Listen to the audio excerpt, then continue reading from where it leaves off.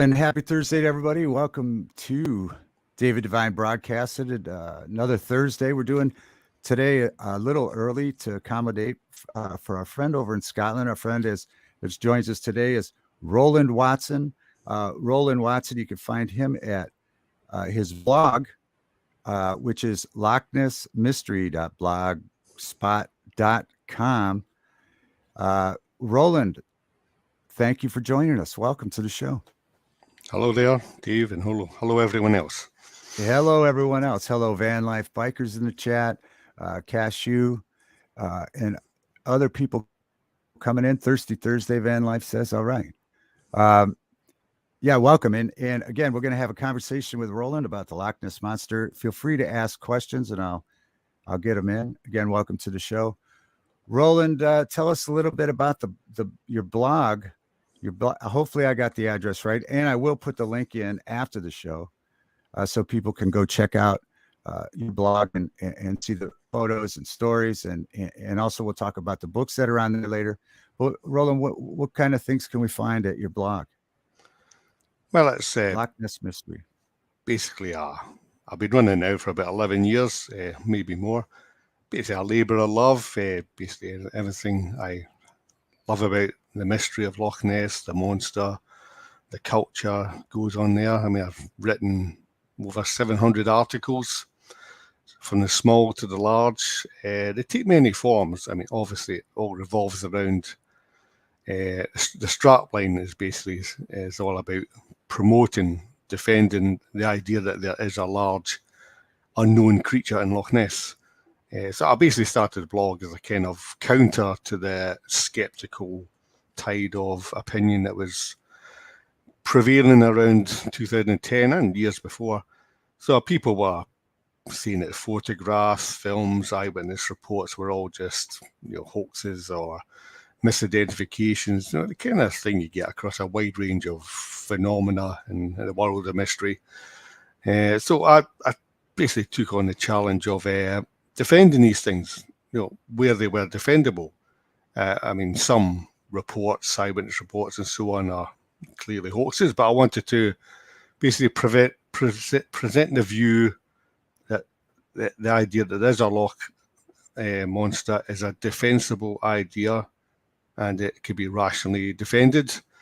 That covers a wide scope of subjects. It covers theories, it covers centuries past, going right back to the legends of the Loch. It encompasses a wide range of people over the decades who have come and gone trying to solve or the mystery and so on. And it promotes other things, the events that are up and coming in the area, or maybe some podcasts like your own.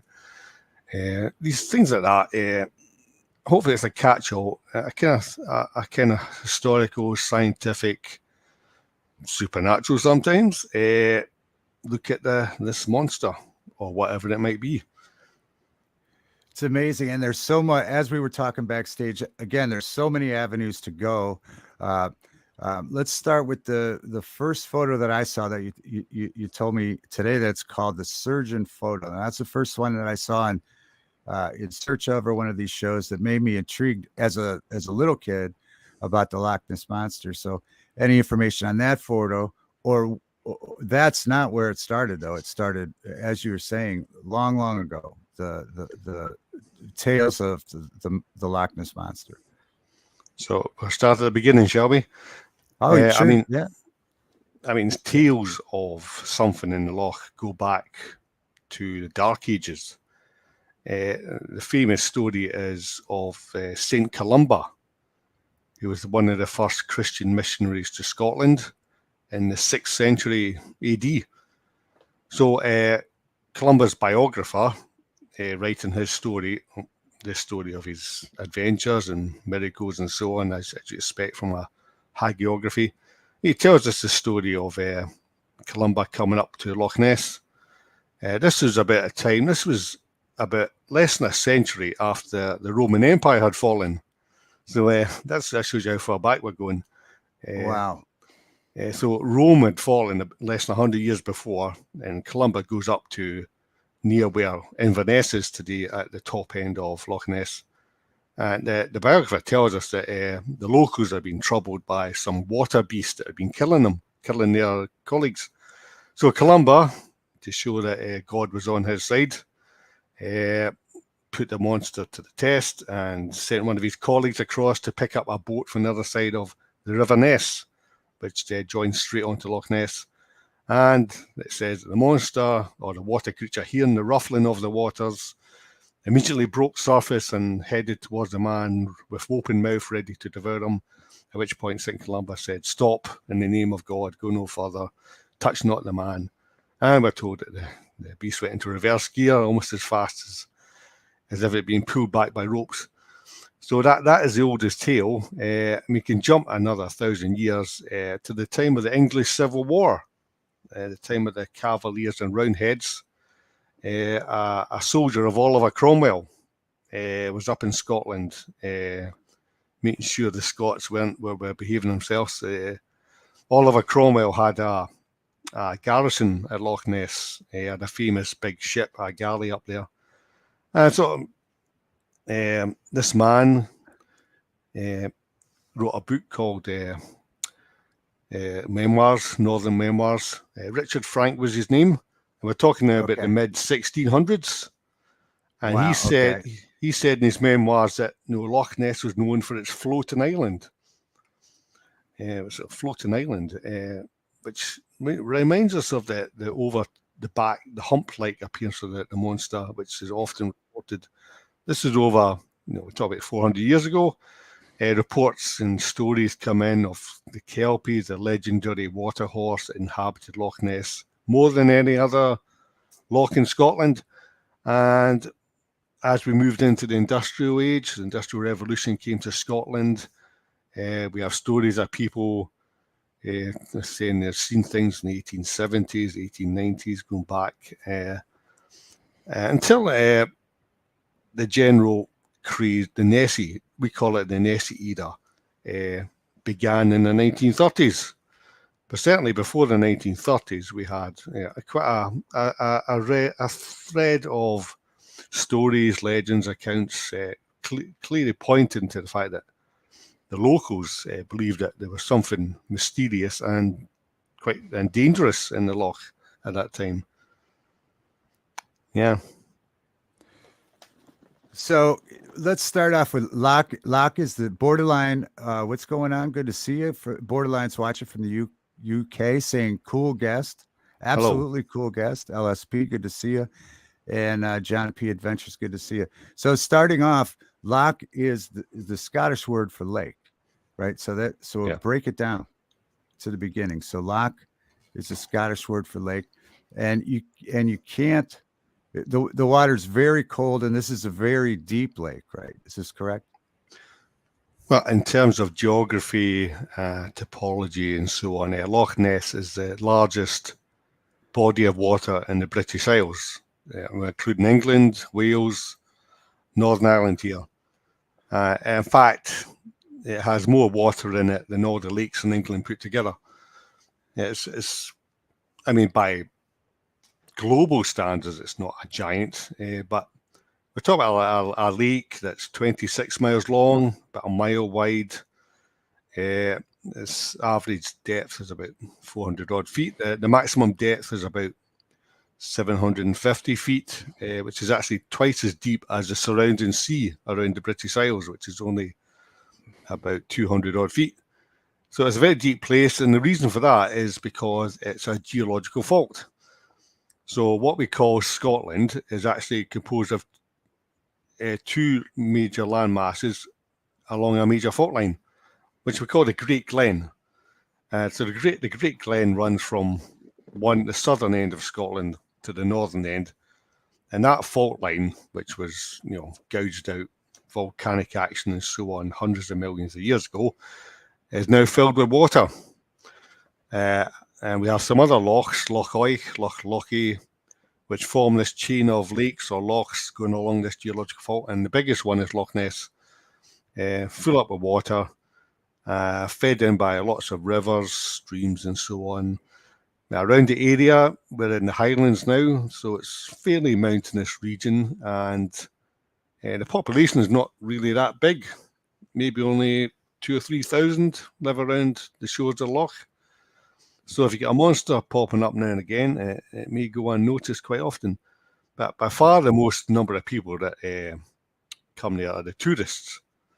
So I think we have about 500,000 people visit the loch every year.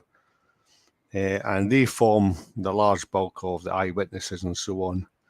And Loch Ness feeds into the sea, the North Sea we call it, which itself joins to the Atlantic Ocean further north, by a small river called the River Ness, which is about 8 miles long. And adjoining that is a canal called the Caledonian Canal, which was built 200 years ago by the great engineer Thomas Telford. And that runs the length of the Great Glen. And that was basically invented to help ships go straight up the shortest route possible without having to go around the sea, around the more dangerous waters of Western Scotland seaboard. So it's seen a lot of activity. The railways came to Scotland and Loch Ness in the 1850s, and Queen Victoria was one of the first people to try it out. And along with that came steamer ships, tourist steamer ships. And Inverness is the main town, I think about 50,000 people last time I looked. So it's been steadily industrialising over the decades and centuries.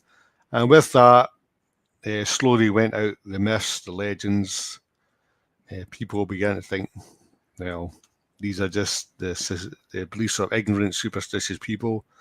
And lo and behold, in the 1930s, a real water kelpie turned up in Loch Ness, and it was dubbed the Loch Ness Monster.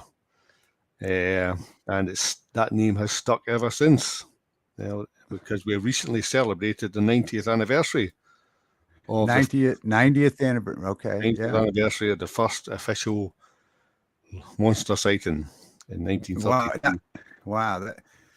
I was going to ask you to, well, if there had been tales of it being very aggressive, if people were scared or they kind of embraced the fact that there's a Loch Ness monster in there, but you were saying that people were writing that there were accounts in history, be it hundreds of years ago, that people were writing that it was attacking ships. It was attacking ships in those writings, but in modern history, has it been an aggressive thing, or No. just sort of a myth that's beloved, maybe?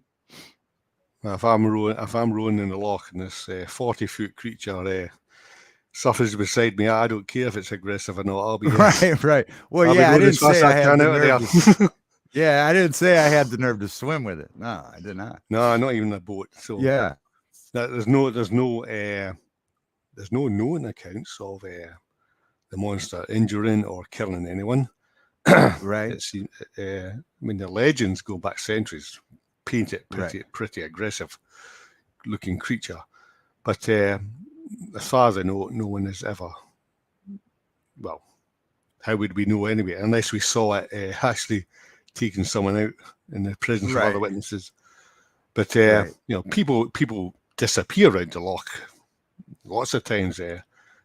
We normally put that down to people who drunk too much whiskey, falling into the loch, never to come back again, because the water, as you said, is very cold. It's a constant temperature about 30 Fahrenheit. I think it's 5 degrees centigrade.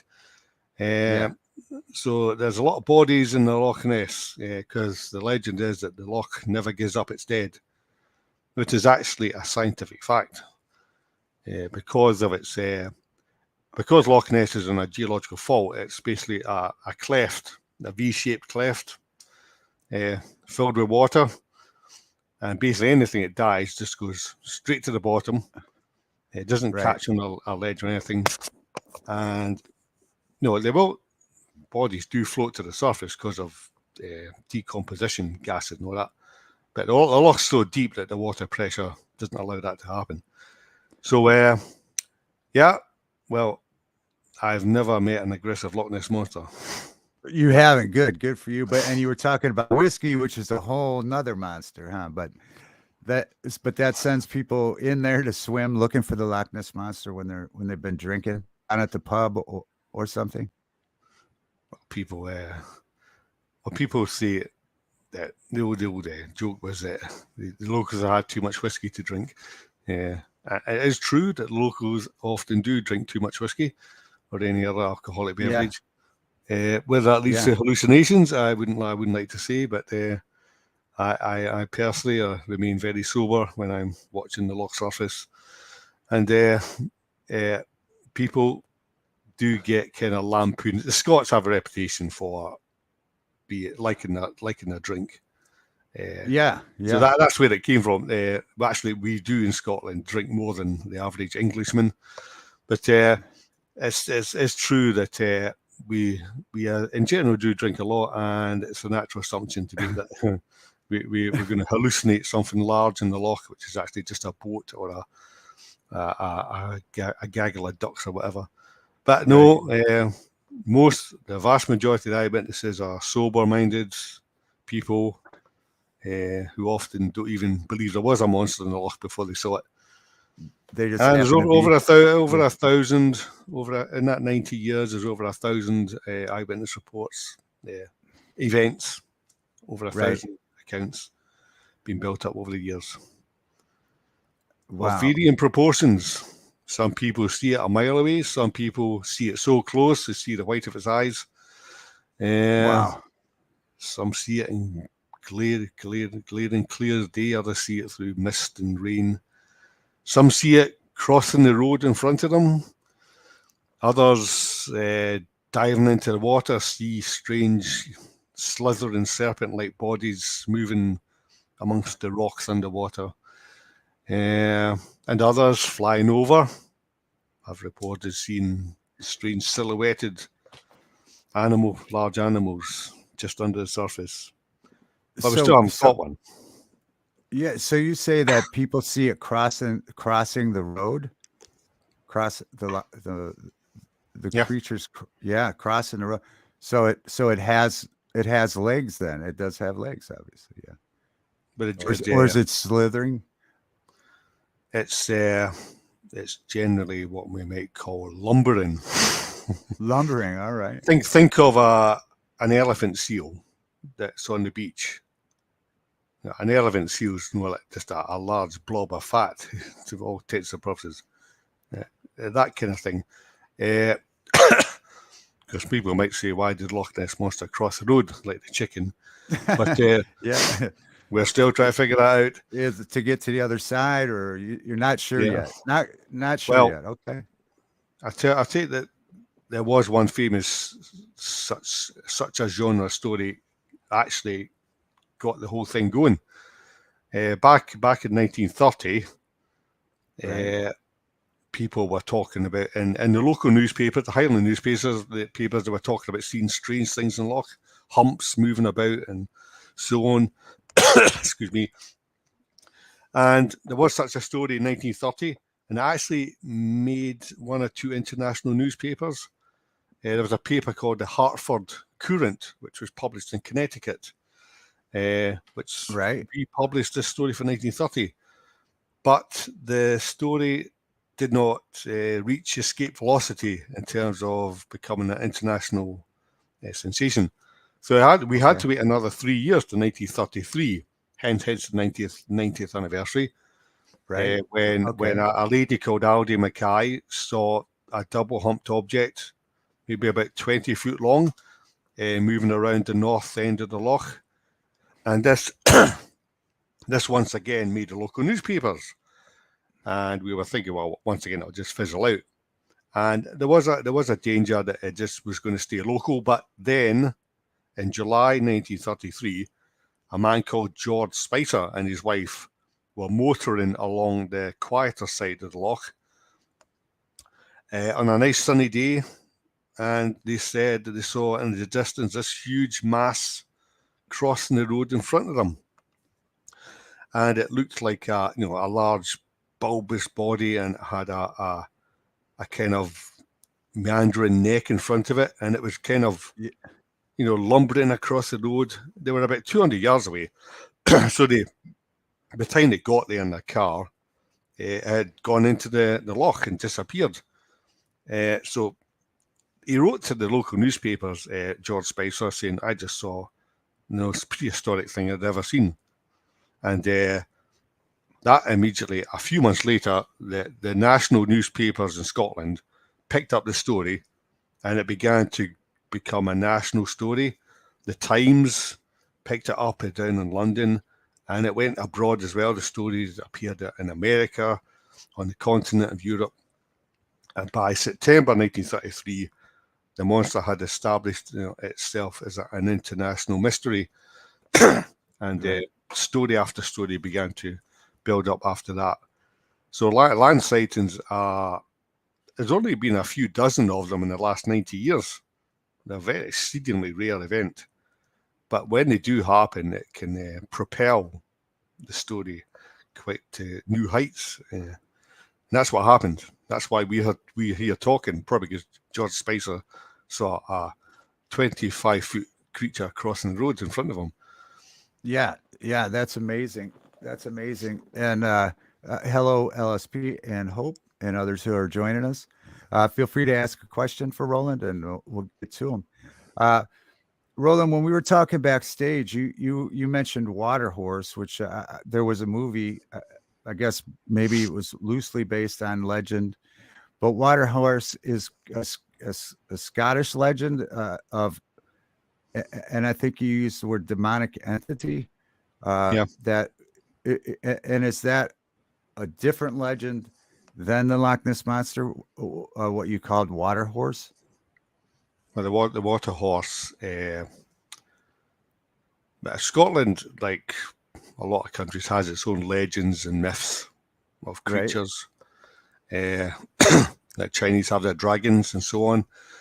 The Water Horse is basically a translation of the Gaelic. The Gaelic was the native language up in the Highlands for centuries, and they called it the Echusk. The Echusk.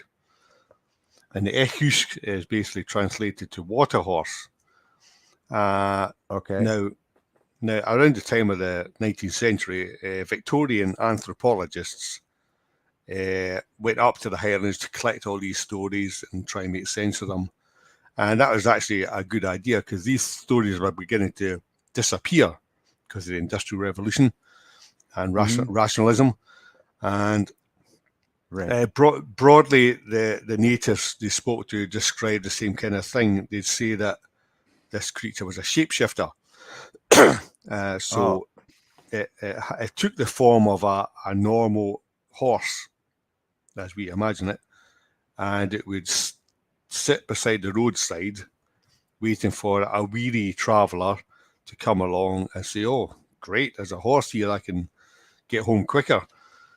And oh wow, the unaware traveller would get on this apparent horse and immediately stick to it like Velcro or super glue.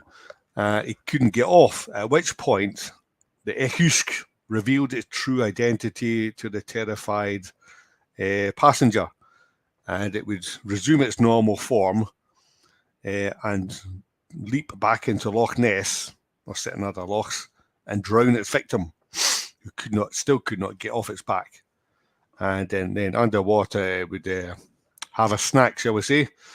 And legend says that for some reason the water horse did not like the liver. And you knew the water horse had claimed a victim because you saw the liver floating to the surface of the loch to warn one another. And so, water horses inhabited other lochs, and they were generally avoided. Going back further in time, the pre-Christian times, the Picts were the inhabitants, the humans that lived around Loch Ness. We actually know very little about them because they didn't leave any real writings behind. And but we suspect that they were maybe animistic in their religion, that they probably saw spirits everywhere, that the waters the water's embodied spirits in some way. That mountains had spirits, waters, lakes had spirits, and you would, to keep the spirits in the water happy, you would throw offerings into the lake or the loch, maybe the odd human sacrifice, I don't know, so that it would ensure good fishing supply and that kind of thing. Now, when Christianity came in the 6th century to Scotland, Britain, there was a kind of conversion process goes on, where certain things are kind of baptized, Right. Christianized. Now, Yeah. because the missionaries or whatever said, well, in their view, there's only one God. Now, the other gods you worship are actually demonic. So the water, the Echusk, was turned into a demon, a shape-shifting, human-eating demon. But funnily enough, there was some docile water creatures as well. The water bull, it was called the Tarvusk, the water bull, was also said to inhabit Loch Ness, but it was more docile, herbivorous. We have a few stories about those as well. I find it hard to believe that there's a water bull and a water horse in Loch Ness at the same time. And then we had the water kelpie, but that only inhabited rivers. So it's wrong to say there's a kelpie in Loch Ness. Strictly speaking, it was a water horse. But in due time, it was bad luck to talk about this creature. If you ever saw it, you weren't allowed to talk about it in case it brought a curse upon you. That was a Highland tradition. And as time went on, people began to open up about it when they realised, well, maybe this monster is actually just an animal. Just an animal. Yeah. That's amazing. So we're dealing with different entities in the body of water there. Mike has a question. Crazy Irish, thanks for joining us, and Books to AI. Mike has a question that says, Roland, has Ness been spotted in other water systems in Scotland, Great Britain? Good question. Possibly, yes. Now, as I said, it's been spotted in the River Ness, which is an 8-mile stretch of water that joins Loch Ness to the sea. And we have accounts of sea serpents around Scotland, going back centuries, bearing a striking resemblance to Loch Ness Monster. Some have actually been seen close to the mouth of the sea which joins to Loch Ness. And I'd also add that the other lochs I mentioned, Loch Oich and Loch Lochy, which are along this Great Glen tectonic fault, have also got monster legends. In fact, Loch Oich is the next loch down from Loch Ness, and it's had some sightings. There was a claimed sighting just about 10 years ago, but it's a much rarer and it's a very small loch. But it's quite believable that the creature could have gone down the river that joins Loch Ness to Loch Oich, found its way there for whatever reason. Maybe it's on holiday, I don't know, and then went on to Loch Lochy as well. It's a larger body of water, but not as big as Loch Ness. And yeah, I can quite believe that the creature has been seen outside the loch. It might even go out and come back in during certain times of the year. So yeah, I think it gets around. So not as far as America, though. Not as far as here. Not to worry. We've got other things to worry about here. You got plenty. Yeah, we've always just admired it from afar. I think, yeah, that's awesome. We have a couple more questions. I'm trying to decipher this one here. But we do. But so to answer the question, yeah, there has been sightings in other bodies of water. Which may be the same creature. That may be the same creature. Now, is it thought to be, is the Loch Ness monster, or is it thought to be one creature throughout the years, or many different creatures spotted, or it's just one? What's the consensus? Is it one creature, or people just don't know? Oh, the consensus is it breeds. I mean, a creature that inspired Taylor St. Columba as 1,500 years ago. So Right. We don't know of any animal, mammal, reptile, amphibian that lives that long. unless you have an idea that it's a supernatural creature. Right. But even if whales can live 200 years, like Greenland, well, the Greenland sharks are fish. They can live 200 years. The bow whale, 2 centuries. So, I mean, it could possibly be that the creature that was seen in the 1930s is the creature that's been seen today. But we do have accounts of multiple creatures being seen in the loch. Okay, multiple creatures. All right, Books has more than a one. question. Books has a question we'll get to, but Long Island Bigfoot, good to see you. He says Mike says, I've personally looked into Champ on Lake Champlain here in America. So Nessie is what piqued his interest originally into Champ. Yeah, and actually, now that I think about it, near me we have the Lake Erie monster, which has been accounts since the turn of the century, I think, too, with sailors or so there are different ones. Who knows if they're related? Champ, Ogopogo in Canada. Yeah, Pogo in Lake Manitoba. Well, these are Canada, I think, but yeah, America's such a big place that there's quite a few lake monsters there. Silver Lake, Flathead Lake, so on. But guys, Nessie's number one. Yeah, definitely number one. It's the first one I heard of. Have you? Books is asking, have you seen the satellite footage of Fort George near Kirkton? Fort George. That's a few miles up the loch. That's a few miles along the coast. Somebody spotted something. Apparently, yeah, there must be some satellite footage of a mouth of a Moray Firth. Moray Firth, yeah. That's what it is. Okay. Fort George is an old fortress garrison on the coast of the Moray Firth. Possibly is referring to something someone's seen on Google Maps. I don't know. Yeah. People sometimes see things, Loch Ness from Google Maps and so on, which may or may not mean something. Right. The resolution of Google Maps is not. It has to be a pretty good image, pretty distinct image to distinguish it from boats or otherwise. Yeah. You can. I don't know. I know people see all kinds of things on Google Maps. I don't.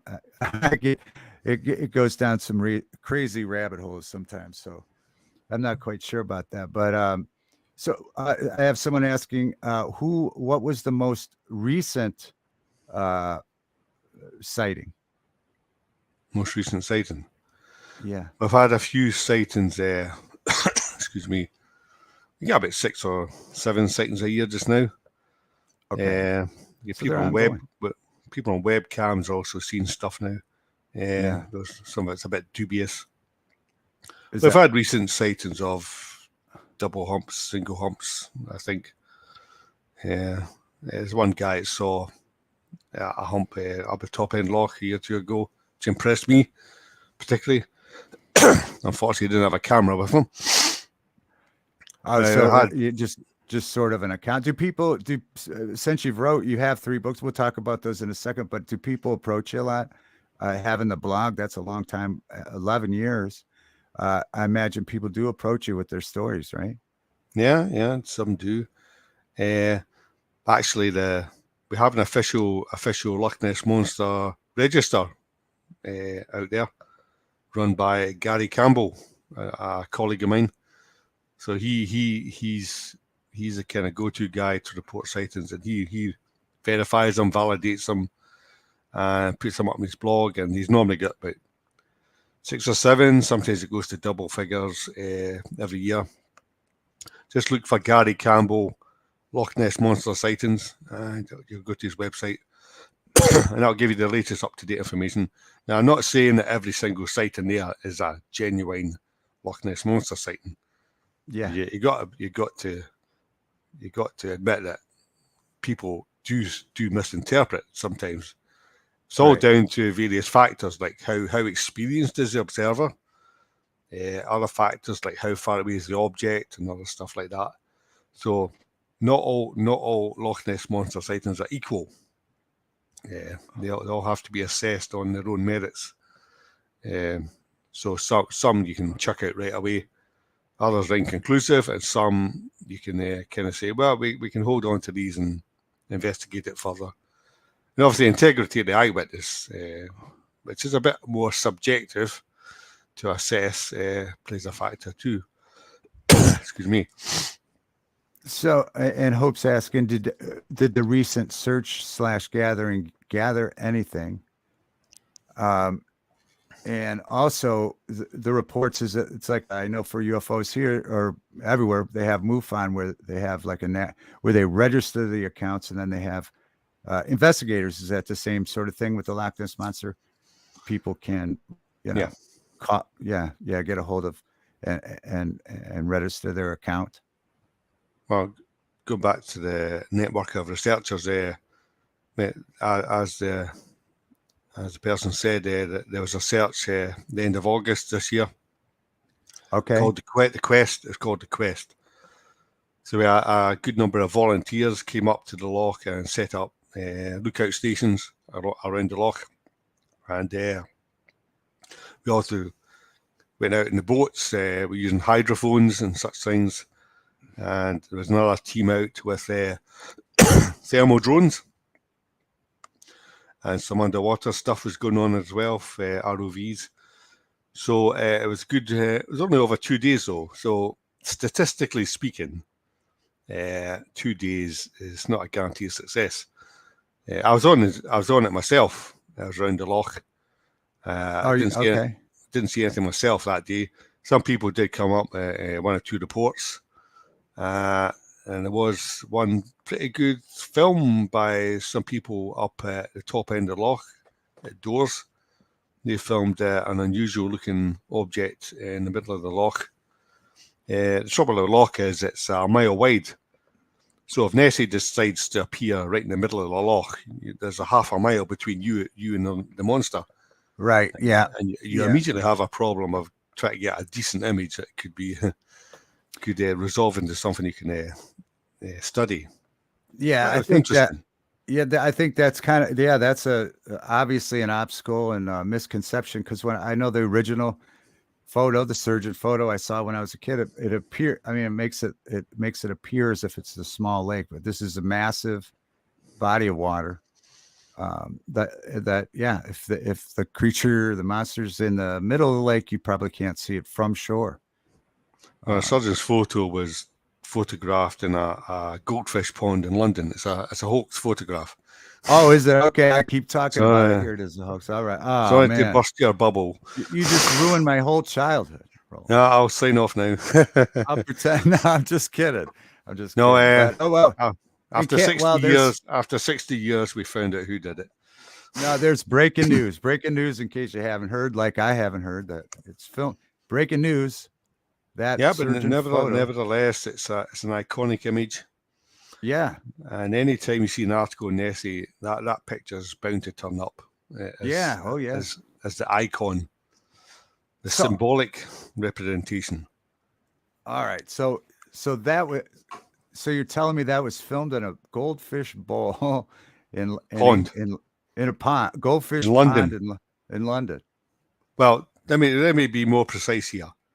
The model was tested in a goldfish pond in London after they manufactured it. But they did take it up to Loch Ness and put it somewhere. We don't know where, but they put it somewhere around the area and photographed it.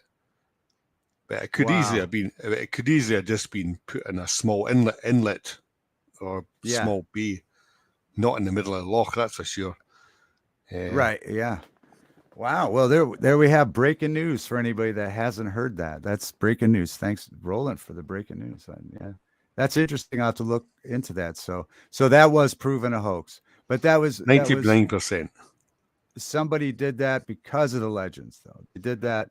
Obviously, did they ever admit why? Why would they do that, or why did people? The mastermind of the plot was a guy called Marmaduke Wetherell. And a few months before, he'd been employed by a London newspaper, the Daily Mail, to Yeah. go up to the loch to find out what all this new sensation was. And he was a big game hunter, so they reckoned that he knew what to do.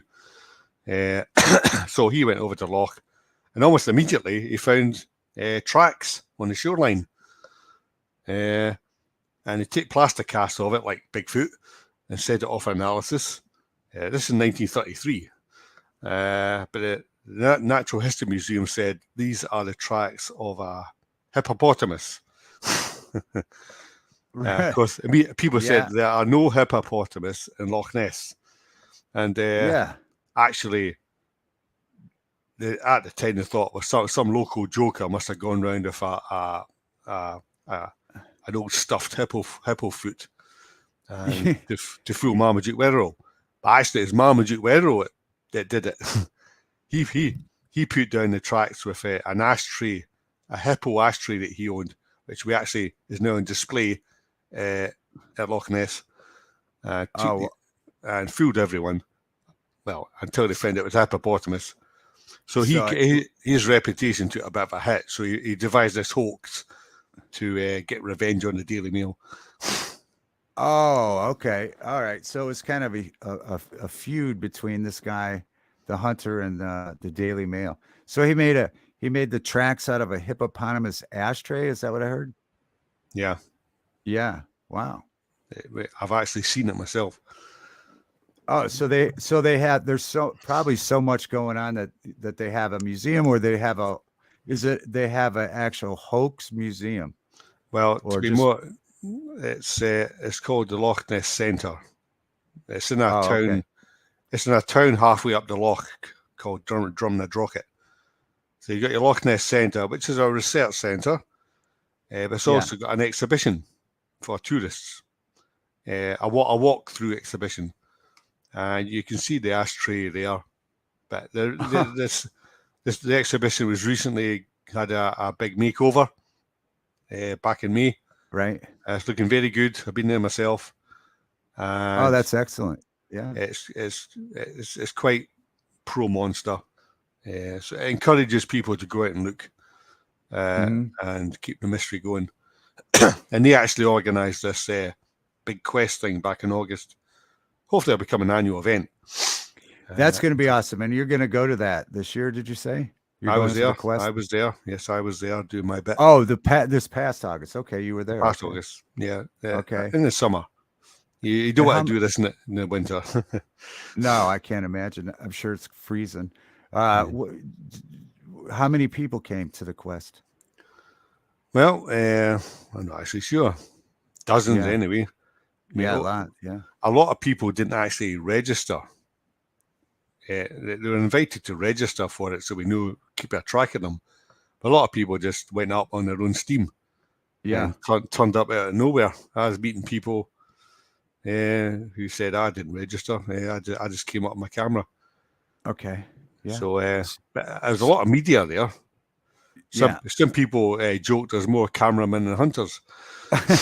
So yeah, that's the way now. That's the way with every event now. There's as soon as Loch Ness monster, some big thing happens, we're coming from New York, Germany, London, to cover it. So it just tells you Loch Ness monster still has appeal. Oh yeah, absolutely. 90 years on. Yeah. So this year, 23 was the 90 years. So that's when they had the quest for the 90 year. Okay. Right. A good time to start one. Yeah. Hopefully an annual event. Yeah, absolutely. LSP comments that he thinks of it like a massive python with little hands and feet. A massive python with little hands and feet. That's interesting. Yeah, that's. Well, some people think it is serpentine, but it does actually have a bulbous body. Yeah, so like a brontosaurus, right? Like a plesiosaur. Yeah. So the serpent-like part of the body would be its neck, right? The neck and head. Yeah. If you bring all the accounts together, and it's a bit like a jigsaw puzzle, because very few people have seen the thing in its entirety. They only see bits at a time. But people have figured out that you could divide the Loch Ness monster into 3 parts: the neck, Okay. the body, and the tail. And those 3 are about of equal length. So let's say you've got a 30-foot creature. You'll have the main parts of the body, that'll be over 10 feet. Then you have a neck, which could be from the base of the body 10 feet, though when we see it sticking out of the water, it's more like we see 6 foot of it. And then you have the tail at the back. It's a strong, powerful tail, maybe another 10 feet from the backside of the monster to the tip of the tail. And then you've got the 4, we believe that's 4 limbs. 2 forelimbs, 2 hind limbs. We believe they're probably not quite flippers, maybe more like clawed flippers. Some people, those have seen it on land, claim they've seen the three-toed imprints in the sand around the loch. So it has some locomotion on land. It's like it's semi-aquatic, amphibious. Mhm. Its limbs are strong enough, like a seal. It's like a seal's 4 limb, 2 front legs, has a power to move on land. So they're not flippers as such. And plesiosaur tradition, there's a small head with teeth to catch salmon, trout, small fish, and other items like that to keep it going. There's a lot of salmon and trout go through the loch every year. And there's other stuff, char, eels for it to eat. So it's people say, well, it looks like a plesiosaur, because it does look like a plesiosaur if you look at a plesiosaur skeleton. Okay. Yeah. So that's always been the favourite theory. And if you ask people today, they'd probably say that is still the most likely favoured explanation. But it has its problems, like all the other theories. Every theory about Loch Ness Monster has its problems. Even the skeptical theories have their problems. But most people fall in favour of some kind of plesiosaur, or a long neck seal, a seal with an extended neck, or a giant eel. Giant eel is currently flavour of the month. Others go for supernatural explanations. And the skeptical side, well, if you know like UFOs, swamp gas, Venus, and all that kind of thing, well, it's the equivalent of swamp gas in Venus is seals, ducks, logs, things like that floating in the water. Right. It's true to some extent, but that doesn't explain everything. No, this is opening up more questions. I'd like to say hi to Cashapp and Indy. Good to see you. And I'd like to note, it's good to note when describing this Loch Ness monster that there are seals. There are seals in the Loch Ness, right? There are seals that come here. Yes and no. Seals are visitors. So seals are not indigenous. Seals were they get seals outside in the sea around the Atlantic Ocean, the North Sea, and they normally come into the loch because they're chasing the salmon. So the salmon, you have salmon coming into the loch in the springtime to breed, because the salmon always return back to where they were born, and they die there. So the seals are chasing the salmon, and then they suddenly find themselves in Loch Ness. And seals don't have GPS, so they don't know quite how to get back out. Not yet. They don't have GPS, but just wait, they'll catch up. But that's interesting though, because if it has taken the a similar or qualities of a seal, that's interesting. That a larger one may exist, or were there accounts or bones of these plesiosaurs found near Loch Ness or in Scotland in general? Well, fossils, yeah, they're very old. If the Loch Ness monster is a plesiosaur and it died, as it would, as I said previously, it sinks straight to the bottom.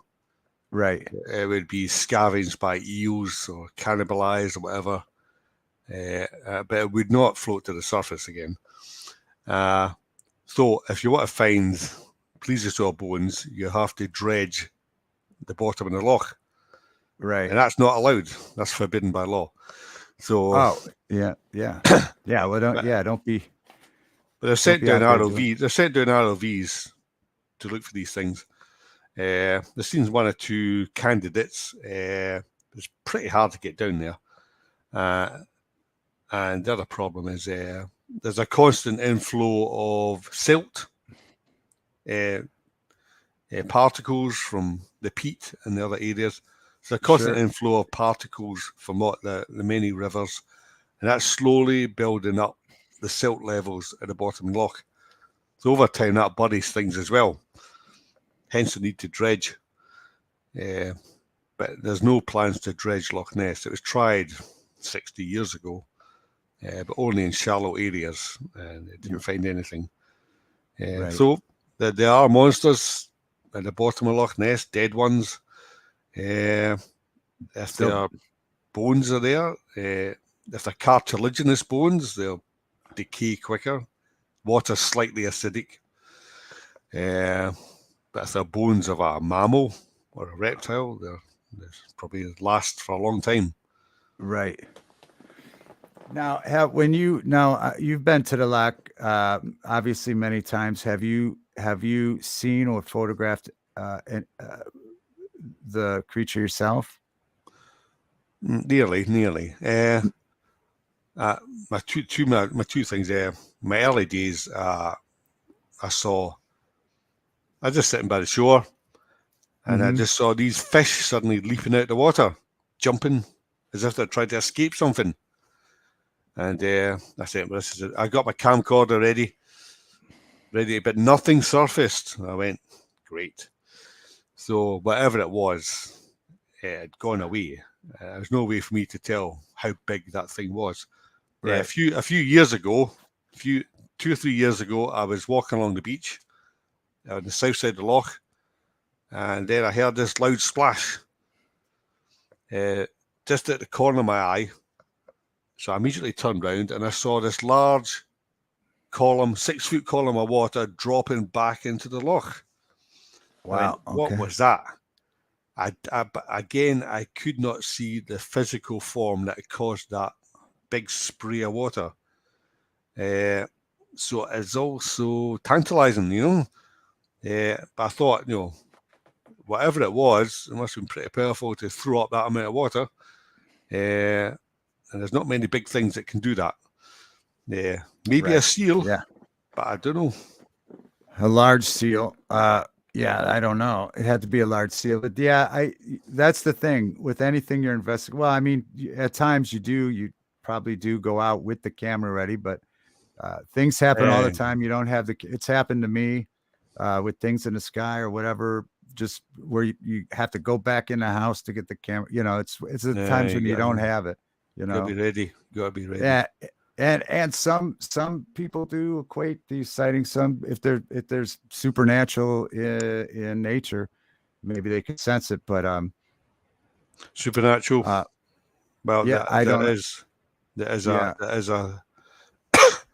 There's a long tradition of supernatural Nessies or belief in them. Obviously, go back to the Celtic water spirits of St. Columba's time. The water kelpies were supernatural. They could even talk English. These water horses, rather, and shapeshift. But going into the modern times, the plesiosaur theory dominated. But there were people who thought, there's a guy called Ted Holliday. He was one of our famous Nessie hunters. He wrote several books on the subject. He thought it was a tulpa or some kind, a thought form or something that projects in or from another level or plane of existence, or could be summoned in some way by humans. Someone even exorcised the loch. A priest exorcised the loch in 1973 to cast out the evil influences of the Loch Ness monster. And then today, there's people who believe there's a chap in America called Nick Redfern. He's written on many subjects. He believes that Nessie is a supernatural creature. That's interesting. And their line of argument is normally they'll insist there's not enough food in the loch to feed the monsters, therefore it must be supernatural. And its sheer elusiveness points to something they believe is mystical rather than physical. It could still be a physical entity. I think the word is zoo form. Right. Yeah. Something that's not animal but looks like an animal. Even the Bigfoot has its supernatural believers, minority, I believe. But most people are convinced it's just an animal, no, an extraordinary one, because we don't know what it is. No one's ever caught it or taken a definitive picture. Okay. All right. Well, the there are people that go the supernatural route. I think, and that goes along. I think Mike asked, what are they what are they eating? What is their food source in the loch? And if they are a physical being, then probably like you were saying, like the trout, right? You said rainbow trout that the seals are chasing in there. Eels. Yeah, a salmon and the trout come in, migrate, and there's a lot of them. Yeah. Oh, salmon. Okay, salmon, Atlantic salmon, brown trout come into the loch, migrate, breed, and then 6 months later, whatever it is, the young, which have hatched and grown strong enough to go out into the ocean, they form another food supply as they go out of the loch back into the sea. We have the eels. There's a lot of eels in Loch Ness, possibly millions, some have said. Char, Arctic char, certainly there too in abundance. People have tried to estimate the biomass of Loch Ness, and then some people have put it as low as 20, 30 tons in the loch. How much predator biomass would that sustain? It depends on the type of creature. Mammals need to eat more because they're warm-blooded, so they need to eat more fish. Whereas if you're a reptile or a fish, then you do not need as much fish stock to survive on. So it really depends on what type of animal it is and how accurate we are in our assessments of biomass. That's true. There has to be, I was thinking a while back here that there has to be Loch Ness cams, right? Live cams everywhere around Loch Ness. There has to be, right? Or no? Yes. They come in various forms. We have live webcams, which have recently been installed around Loch Ness. I think there's about 5 of them. Yeah. So if you search for Loch Ness webcams on Google, you come through to, I think there's a Visit Scotland tourist website or something like that. And you can basically click into a live view of the loch from these cameras of varying locations and degrees of quality. And you can take pictures if you see something unusual or film it. So people have said they've seen stuff from those places. I myself have my own little project going on. I have tree cams, game cameras. Okay. So I was watching Finding Bigfoot one day, 10 years ago. I was watching Bobo, whatever his name is, on Finding Bigfoot. And they were putting these cameras around these trees. These motion detection infrared cameras. They're trying to get a picture of Bigfoot. I said I could do that at Loch Ness. So I got these webcams. I strapped them around the trees facing the loch, ready. Now, it would trigger if something big passed in front of them. So I've been running that project now for years. Got nothing yet because something like 6 webcams covering 26 square miles of water is, you're fighting the odds there. But But if you keep at it, statistically, something will eventually pass in front of them. Right. So I put these cameras. They're there right now. They're there right now, looking at a loch, ready to snap anything. And they do snap things. They snap boats, birds, Are they wave. now? Are these live? Do you have them on your blog or anything, or you're just No, they're recording not that? live. No, Okay, you're just recording it. Okay. it's a memory card and I record all these images. Now I'll go back up in the springtime and I'll collect them, and I'll go through all the memory cards and see if any interesting things have turned up. That's interesting. I bet, is this the first year you've done that? I bet you do find interesting things, even if it's not the Loch Ness monster on those cameras. Well, you do see interesting stuff. You see deer and things like that. Yeah, of course, deer. People walk in front of them. Oh, people, trespassers. Mike wants to know, Roland, has the government in Scotland expressed any or suppressed any info that you know of? Yeah. Well, I think some people claim it. But of course, why would you do that anyway? Right. It's not like it's an alien from Altair 6. It's right. It's just an animal. So, Yeah. I mean, if let's suppose that a dead creature washed up on the shore, or one got caught, and the government immediately stepped in. Yeah, I mean, what would be the reasons for hiding the fact that we've just discovered a new species of animal? I mean, as various people have speculated, well, if they found a plesiosaur, that would disprove evolution or something like that. I'd actually it wouldn't. No more than coelacanth does. Right. Which they found after millions of years. And some people think it just disturbed some kind of consensus. But obviously, if they did find a dead animal at Loch Ness, it just caused problems for the local economy. People just throng the place, and they just get totally out of hand. But I mean, if people found a plesiosaur on Loch Ness, it would just be handed over to science. Yeah. It would be announced eventually. Yeah. Hello. It'd be great news. Yeah, I would think that'd be great news. Hello, Sapphire. The only thing I can think is of why anybody would want to suppress anything. What would you? Right, if it's just simply a large animal, you would think that would benefit humanity. But if it had, like in The Shape of Water, the creature had obviously some supernatural powers that they didn't want people to know. So I guess that might be some reason, if you're thinking of reasons or something. I don't think they could catch a supernatural creature, could they? I wouldn't think so. I don't know, but they did in that movie. But yeah. All right. We've learned a lot here today. We did learn that my picture was in England in a fishing lake. That was interesting, and a lot about the water horses and Loch Ness monster.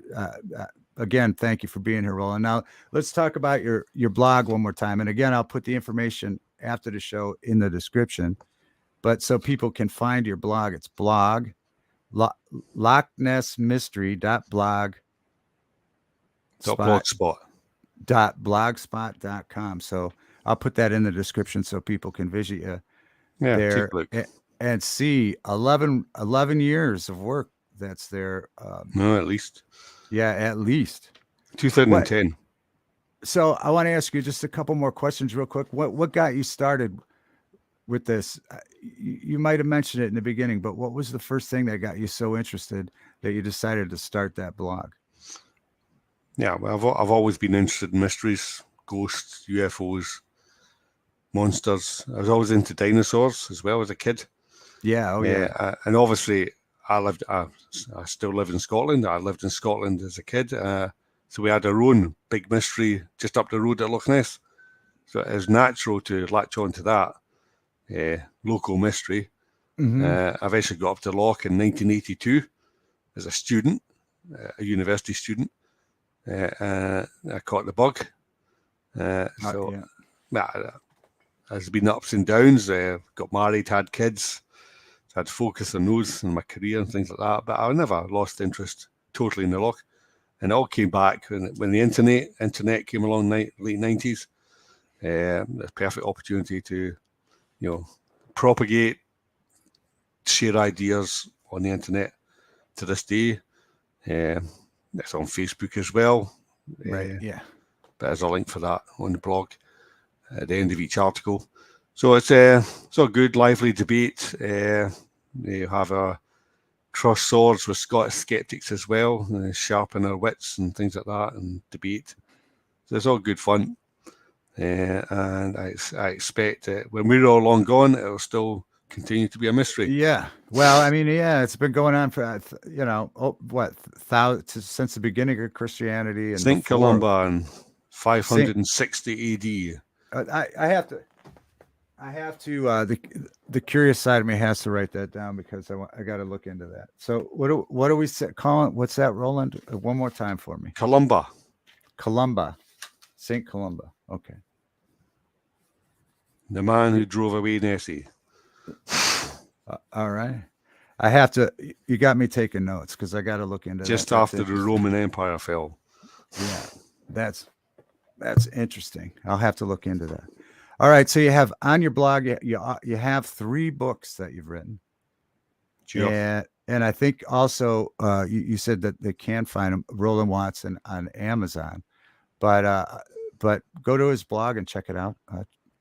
Get the books from there. But all 3 books are about the Loch Ness monster. Well, the first one's about the folklore, the water horses, kelpies, all the pre-Nessie stuff, the folklore, and that kind of stuff. Second book's exclusively about the Loch Ness monster being seen only on land, not in the water, on land. So I look at that special genre of sightings. And the third book is about photographs of Loch Ness monster, which I title The Good, the Bad, and the Ugly, because some of them are good, some of them are bad, and some of them are pretty ugly photographs in terms of motivation and hoaxes. So yeah, those are the 3. There's a couple of smaller books, but those are the main ones.